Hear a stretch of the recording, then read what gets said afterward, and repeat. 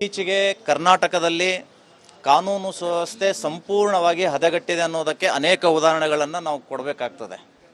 ಅದರ ಮುಂದುವರಿದ ಭಾಗವಾಗಿ ಬೀದರ್ ಜಿಲ್ಲೆಯಲ್ಲಿ ಸಚಿನ್ ಅನ್ನುವಂತಹ ಯುವ ಗುತ್ತಿಗೆದಾರ ಡೆತ್ ನೋಟನ್ನು ಬರೆದಿಟ್ಟು ಸುಸೈಡನ್ನು ಮಾಡ್ಕೊಂಡಿದ್ದಾರೆ.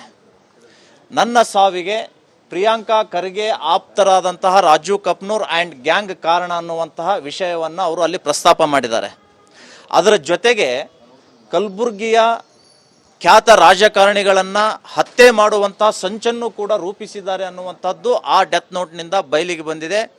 ಮಾನ್ಯ ಖರ್ಗೆಯವರ ಸುತ್ತಲೂ ಕೂಡ ಇಂತಹ ವಿಷಜಂತುಗಳೇ ಕೂತ್ಕೊಂಡಿದ್ದರ ಪರಿಣಾಮ ಆ ವಿಷಜಂತುಗಳಿಗೆ ಯಾವುದೇ ಭಯವಿಲ್ಲ. ಸಂವಿಧಾನದ ಮೇಲೆ, ಕಾನೂನಿನ ಮೇಲೆ, ಜನರ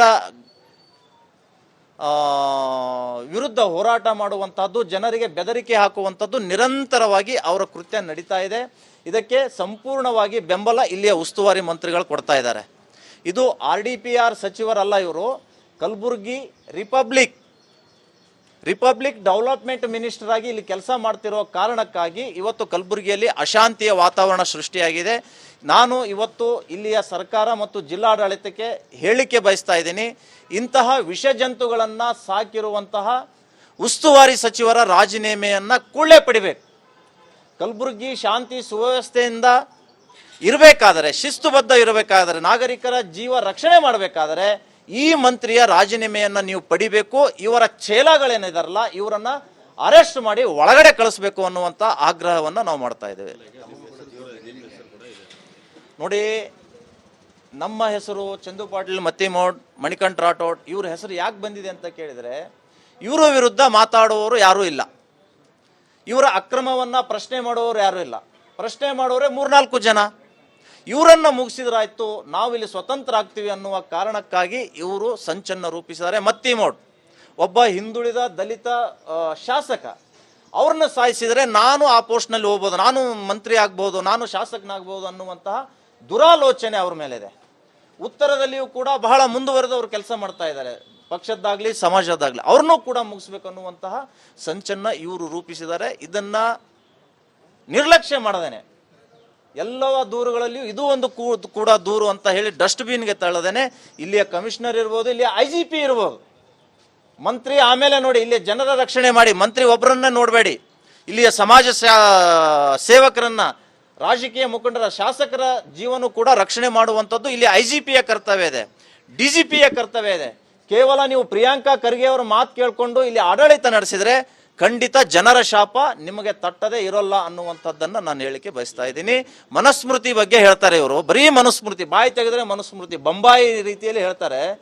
ಮನುಸ್ಮೃತಿಗಿಂತಲೂ ಈ ಮಂತ್ರಿಯ ಮಾನಸಿಕ ಸ್ಥಿತಿ ಏನಿದೆಯಲ್ಲ ಇದು ಬಹಳ ಡೇಂಜರ್ ಇದೆ. ಇದು ಕಲಬುರಗಿಯನ್ನು ಅಶಾಂತಿಗೆ ದೂಡುವಂತಹ ಅವರ ಮನಸ್ಥಿತಿಗೆ ಕಡಿವಾಣ ಹಾಕಬೇಕು ಅಂತ ಮುಖ್ಯಮಂತ್ರಿಗಳಿಗೆ ನಾನು ನಿವೇದನೆ ಮಾಡ್ಕೊಳ್ತಾ ಇದ್ದೇನೆ.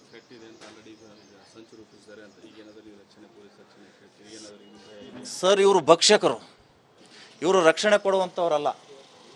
ಅನೇಕ ಇಲ್ಲಿಯ ಸಿಟಿ ರವಿಯವರನ್ನು ನಡ್ಸ್ಕೊಂಡ ರೀತಿ ನೋಡಿದರೆ ಇವರು ರಕ್ಷಕರಲ್ಲ, ಭಕ್ಷಕರ ಸರ್ಕಾರ ಅನ್ನುವಂಥದ್ದು ಸಾಬೀತಾಗಿದೆ.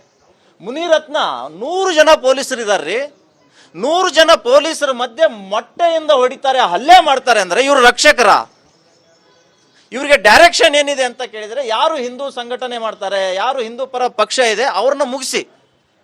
ನಾವು ಯಾವ ಕಾರಣಕ್ಕೂ ಇವರಿಂದ ರಕ್ಷಣೆ ಬಯಸಲ್ಲ. ನಮ್ಮ ರಕ್ಷಣೆ ಮಾಡೋನು ದೇವರಿದ್ದಾನೆ, ಕಾರ್ಯಕರ್ತರಿದ್ದಾರೆ. ಅಕಸ್ಮಾತ್ ನಾವು ರಕ್ಷಣೆ ತೊಗೊಂಡ್ರೆ ಇವರೇ ಮಿಸ್ಫೈರಿಂಗ್ ಆಗಿದೆ ಅಂತೇಳಿ ನಮ್ಮನ್ನು ಸಾಯಿಸಿ ಕೇಸ್ ಕ್ಲೋಸ್ ಮಾಡುವಂಥವ್ರು, ಫೈಲ್ ಕ್ಲೋಸ್ ಮಾಡುವಂಥ ನಾಯಕರು ನಮ್ಮಲ್ಲಿದ್ದಾರೆ.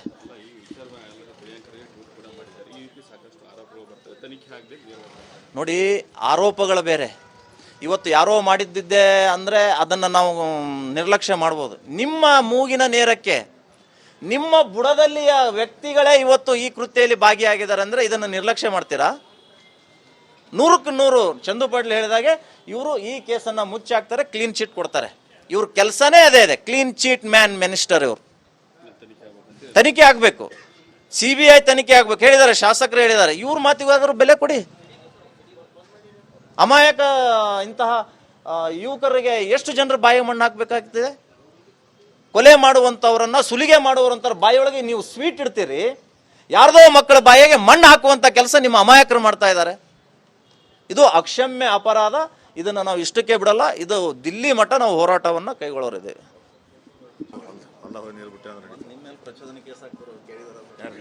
ನಿನ್ನೆ ನಡೆದಂಥ ಘಟನೆ ಬೀದರ್ ಜಿಲ್ಲೆಯ ಯುವಕ ಸಚಿನ್ ಪಂಚಾಳ್ ಅಂತಕ್ಕಂಥ ಆತ್ಮಹತ್ಯೆಗೆ ಶರಣಾಗಿದ್ದಾನೆ. ಆ ವ್ಯಕ್ತಿ ಎದುರಿಗೆ ಇದು ಟೋಟಲಿ ರಾಜು ಕಪ್ನೂರ್ ಗ್ಯಾಂಗ್ ಅಂತಕ್ಕಂಥದ್ದು ಯಾವ ರೀತಿ ಆ ಹುಡುಗನ ಎದುರಿಗೆ ಯಾವ ರೀತಿ ವರ್ಚಸ್ಸು ಮತ್ತು ಅವ್ರ ಎದುರಿಗೆ ಯಾವ ರೀತಿ ಚರ್ಚೆ ಮಾಡ್ಯಾರಂತಕ್ಕಂಥ ಕೂಡ ಪೂರ್ಣ ಮಾಹಿತಿ ಆ ಯುವಕಗಿತ್ತು. ಅವ್ರು ಡೆತ್ ನೋಟ್ಲಿ ಬರೆದಿಟ್ಟು ಇವತ್ತು ಆತ್ಮಹತ್ಯೆ ಮಾಡ್ಕೊಂಥ ಸಂದರ್ಭದಲ್ಲಿ ಪೂಜ್ಯ ಗುರುಗಳ ಹೆಸರು, ನನ್ನ ಹೆಸರು, ಚಂದು ಪಾಟೀಲ್ ಹೆಸರು, ಮಣಿಕಂಠ ರಾಠೋಡ್ ಹೆಸರು ಅದ್ರ ಮೇಲೆ ಬರೆದಿಟ್ಟು ಇವತ್ತು ಆತ್ಮಹತ್ಯೆ ಮಾಡ್ಕೊಂಡಿದ್ದಾನೆ. ಆ ವ್ಯಕ್ತಿಗೆ ನಾವು ಯಾರೂ ಕೂಡ ಪರಿಚಯ ಇಲ್ಲ. ಆತ್ಮಹತ್ಯೆ ಮಾಡ್ಕೊಂಡಂಥ ವ್ಯಕ್ತಿ ಚಂದು ಪಾಟೀಲನ್ನು ಪರಿಚಯ ಇಲ್ಲ, ನಾವೂ ಪರಿಚಯ ಇಲ್ಲ.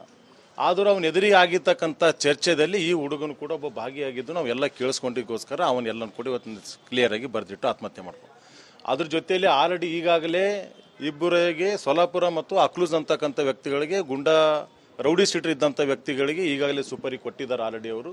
ಇವ್ರು 4 ಮಂದಿ ಮುಗಿಸ್ಬೇಕಂತಕ್ಕಂಥದ್ದು ಕೂಡ ಈಗಾಗಲೇ ಮಾತಾಡಿದ್ದಾರೆ ಅಂತಕ್ಕಂಥದ್ದು ಕೂಡ ಸಚಿನ್ ಪಂಚಾಳ್ ಅಂತಕ್ಕಂಥದ್ದು ಹೇಳಿದ ವ್ಯಕ್ತಿ ನಾವು ಇವತ್ತು ನೋಡ್ಕೊಂಡಿದ್ದೆವು. ಅದ್ರ ಜೊತೆಯಲ್ಲಿ ಇವತ್ತು ನಾವು ವಿರೋಧ ಎಲ್ಲರೂ ಇದ್ದಂಥವ್ರು ಈ ರೀತಿ ಅನೇಕ ಘಟನೆಗಳು, ಇದು ಒಂದೇ ಘಟನೆಗಳು, ಅನೇಕ ಘಟನೆಗಳು ಇವತ್ತು ಜಿಲ್ಲಾ ಉಸ್ತುವಾರಿ ಮಂತ್ರಿಗಳು ಇವತ್ತು ಅನೇಕ ಘಟನೆಗಳು ಅವರು ತಕ್ಕ ಹೋದ್ರೂ ಕೂಡ ಯಾವುದು ಕೂಡ ಇನ್ಕ್ವೈರಿ ಆಗಲಾರದೆ FIR ಆಗಲಾರದೆ ಇವತ್ತು ಮುಚ್ಚಾಕ್ತಕ್ಕಂಥ ಕೆಲಸಗಳು ಭಾಳಷ್ಟು ಮಾಡಿದ್ದಾರೆ. ಇದನ್ನು ಕೂಡ ಹೇಳಕ್ಕೆ ಬಯಸ್ತಾ ಇದ್ದೀವಿ. ಈಗಲೇ ಚಂದು ಪಾಟೀಲ್ ಹೇಳಿದ ಮುಖಾಂತರ ಇದು CBI ತನಿಖೆ ಆಗಬೇಕು. ನಾವು ಅಂತಕ್ಕಂಥದ್ದು ಕೂಡ ಅನೇಕ ಇದರಲ್ಲಿ ಯಾರ್ಯಾರು ಭಾಗವಹಿಸ್ಯಾರ ಆ ಸಚಿನ್ ಪಂಚಾಳ್ ಅಂತಕ್ಕಂಥದ್ದು ಇವತ್ತು ಮೊಬೈಲನ್ನು ಇವತ್ತು ತೊಗೊಂಡು ಅವನ ಮೇಲೆ ಕಾಲ್ ಲಿಸ್ಟನ್ನು ತೆಗೆದು ಏನೇನು ಚರ್ಚೆ ಮಾಡಿದ್ದಾರೆ ಇವ್ರ ಮೊಬೈಲ್ ಅವ್ರ ಮೊಬೈಲ್ ತೆಗೆದು ಚರ್ಚೆ ಮಾಡಿದಾಗ ಇದ್ರಾಗ ಏನಾಗಿದೆ ನಿಜವಾದ ಸತ್ಯಾಂಶ ಹೊರಗೆ ಬರಲಿಕ್ಕೆ ಕಾರಣದ ಇವತ್ತು CBIಗೆ ಒಪ್ಪಿಸಲೇಬೇಕಂತಕ್ಕಂಥದ್ದು ಕೂಡ ನಮ್ದು ಆಗ್ರಹ ಇದೆ ಅಂತ ತಮ್ಮ ಮುಖಾಂತರ ಹೇಳಕ್ಕೆ ಬಯಸ್ತಾ ಇದ್ದೀವಿ. ಈಗಲೇ ಸ್ವಾಮಿಗಳು ಹೇಳಿದ್ರಲ್ಲ ಯಾರು ಎದುರಿಸಲಿಕ್ಕೆ ನಮ್ಮ 4 ಮಂದಿ ಹೆಸರು ಎದುರಿಗೋಸ್ಕರ ತೊಗೊಂಡಿದ್ದಾರೋ ಅಂತಕ್ಕಂಥ ಕೂಡ ಸ್ವಾಮಿಗಳು ಹೇಳಿದರು. ಅದಕ್ಕಿಂತ ಹೆಚ್ಚಿಗೆ ನಾವೇನೋ ಅದರಲ್ಲಿ ಡೆತ್ ನೋಟ್ನಲ್ಲಿ ಕೂಡ ಕ್ಲಿಯರ್ ಬರತಕ್ಕಂಥದ್ದು ಕೂಡ ತಾವು ನೋಡಿದಿರಿ. ಇವತ್ತು ಏನೇ ಇರಲಿ ಇವತ್ತು ಅವ್ರು ನಮ್ಮ ಈ ರೀತಿ ಮಾಡ್ತಾರೆ ಅಂತಕ್ಕಂಥ ಕೂಡ ನಾವು ಸುಮ್ಮ ಕೊಡ್ತಕ್ಕಂಥಲ್ಲಿ ಇವತ್ತು ಜನಪ್ರತಿನಿಧಿಗಳಾಗಲಿ ಜನರ ಸೇವೆಗೋಸ್ಕರ ನಮ್ಮ ಜನರ ಆಶೀರ್ವಾದ ಮಾಡಿದರೆ ಜನರಿಗೋಸ್ಕರ ನಾವು ಸಾಯವರೆಗೂ ಕೂಡ ನಾವು ಹೋರಾಟ ಮಾಡ್ತೀವಿ ಅಂತಕ್ಕಂಥ ಕೂಡ ನಿಮ್ಮ ಮುಖಾಂತರ ಹೇಳ್ಬೋದು. ಅವ್ರು ಈ ರೀತಿ ಹೇಳರಂತೆ ನಾವು ಮನೆ ಕೊಡ್ತಕ್ಕಂಥ ವ್ಯಕ್ತಿಗಳಲ್ಲ. ಇದು ಯಾವುದೇ ಇರಲಾರ್ದಕ್ಕೆ ಇದು ಈಗಾಗಲೇ CBI ತನಿಖೆ ಆಗಬೇಕು ಮತ್ತು ಪೊಲೀಸ್ ಕಮಿಷನರು SP ಮತ್ತು ನಾವು ರಾಜ್ಯಪಾಲರು ಕೂಡ ಇದ್ರ ಬಗ್ಗೆ ನಾವು ಕಾಂಪ್ಲೇಂಟ್ ಕೊಡ್ತಕ್ಕಂಥ ಕೆಲಸ ನಾವೆಲ್ಲರೂ ಸೇರಿ ಮಾಡ್ತೀವಿ ಅಂತಕ್ಕಂಥ ನಮ್ಮ ಮುಖಾಂತರ ಹೇಳಿ ಬಯಸ್ತಾ ಇದ್ದೀವಿ.